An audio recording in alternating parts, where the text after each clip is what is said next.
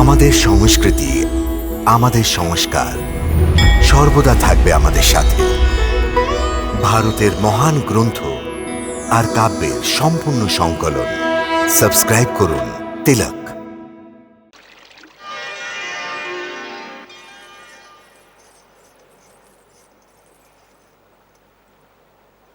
ইস, ছি ছি, এ কেমন মূর্তি বানিয়ে রেখেছিস।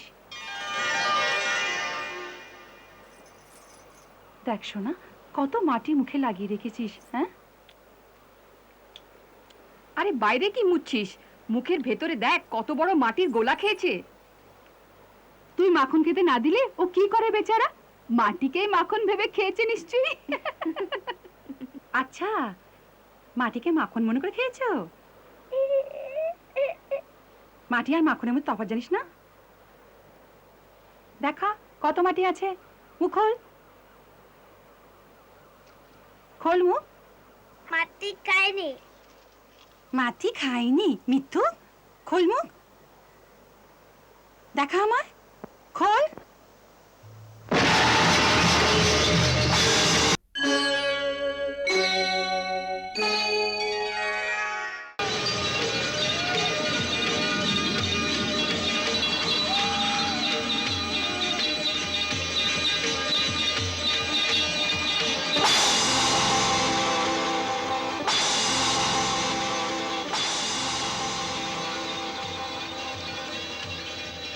যশোদা,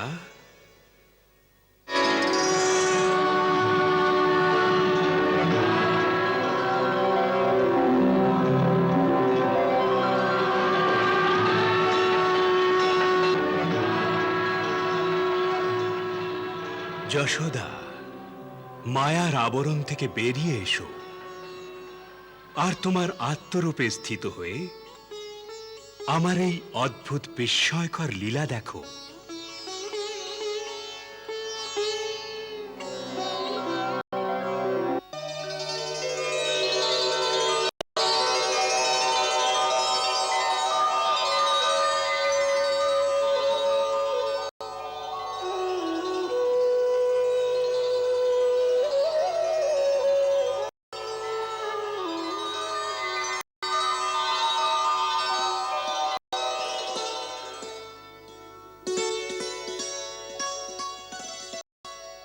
যশোদা, তোমার পূর্বজন্মের ঘোর তপস্যার ফলস্বরূপ এ সময় আমার আর আমার সৃষ্টির সেই বিরাট স্বরূপের দর্শন তুমি করছো, যা এ যাবৎ কোনো মানবেরই দৃষ্টিগোচর হয়নি। তোমার প্রতি অসীম কৃপা করে আমি তোমাকে আমার সেই বাস্তব স্বরূপের জ্ঞান দান করেছি, যা অনন্ত, যার কোনো অন্ত নেই। দেখো, অসংখ্য সৃষ্টি, কোটি কোটি সূর্য ও চন্দ্র আমার রোমকূপ হতে প্রকাশিত হয়ে আমারই বিরাট স্বরূপে বিলীন হয়ে যাচ্ছে। দেখো, আমার পূর্ব অবতারগণেরও দর্শন করো।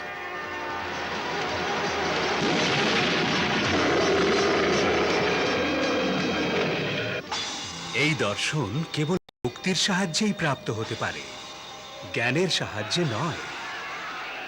এই হলো আসল জ্ঞান, যে আমি জ্ঞানের সীমারও ঊর্ধ্বে। দেখো আমার অপরিসীম লীলা।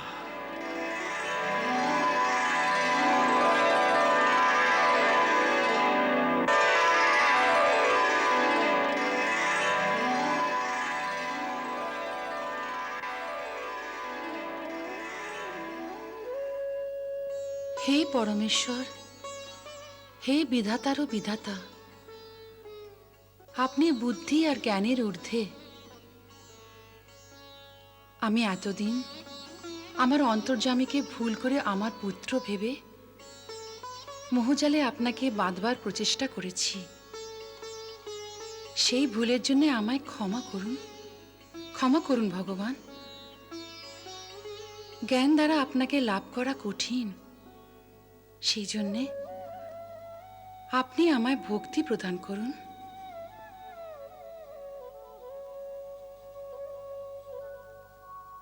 তথাস্তু।